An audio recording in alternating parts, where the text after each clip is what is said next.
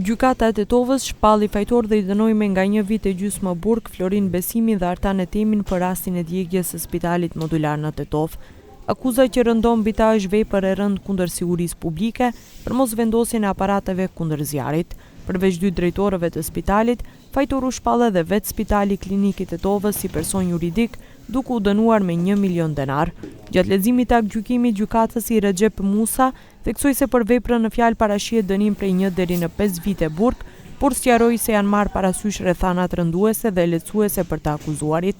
Ish-drejtori i Spitalit të Tetovës Florin Besimi tha se do të vazhdojë të kërkojë drejtësi në shkallat e tjera gjyqësore, sepse sipas tij ky gjykim u kthye në gjykim faj ndaj atyre që nuk kanë pas as fuqinë e as përgjegjësinë për këtë tragjedi. Mua më akuzuan për mungesë të aparateve për zjarr, a në fakt unë në thelb kam qenë kundër këtij objekti. Më kanë refuzuar edhe kam refuzuar të pranoj këtë objekti. Ja shifni këtu poshtë, kam dëshirë ta shifni ku nuk jam e nënshkruar. Edhe dokumente tjera shifni këtu që kam. Këtë din edhe prokuroria, e din edhe gjyqi, e din këtë instancat se edhe nuk e kam pranuar, edhe në përmjet e kam cek, edhe ekziston dokumenti, nuk e mur parasysh. Edhe pse dëshmitarët konfirmuan që ka pasur aparate, edhe ne gjatë procedurës arritëm të dëshmojmë se ka pasur aparate. Kjo nuk është drejtësi. Kjo është mangje e vërteta. Unë nuk kërkoj mëshirë. Unë kërkoj drejtësi për viktimat dhe për veten time. Kërkoj që të zbulohet e vërteta. Vlerësojmë se ky vendim është pasojë e konstatimit të gabuar të gjendjes faktike dhe interpretimit të gabuar të dispozitave të ligjit për procedurë penale dhe kodit penal. Kundër këtij vendimi në kohë do të deponojmë ankesë pranë gjykatës së apelit dhe presim që e njëjta të nxjerrë vendim meritor. Ish-drejtori Besimi duke folur para mediave po ashtu tha se familjarët e viktimave nuk meritojnë një shpjegim sipërfaqësor dhe shpallje të fajtorit të rrem, por kërkojnë të dinë të vërtetën, për të cilën Besimi tha se do të vazhdojë të fletë dhe nuk do të ndalet.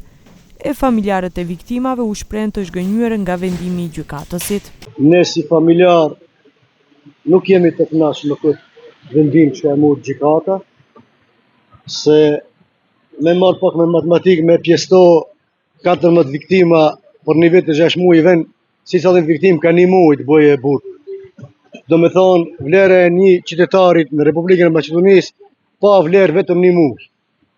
Kështu që ne si familjar nuk jemi të kënaqur me Vendimi i gjykatës sot ndehemi turpruar dalësh për gjykatës për 14 persona vdesin dënohen 1 vit e 6 muaj.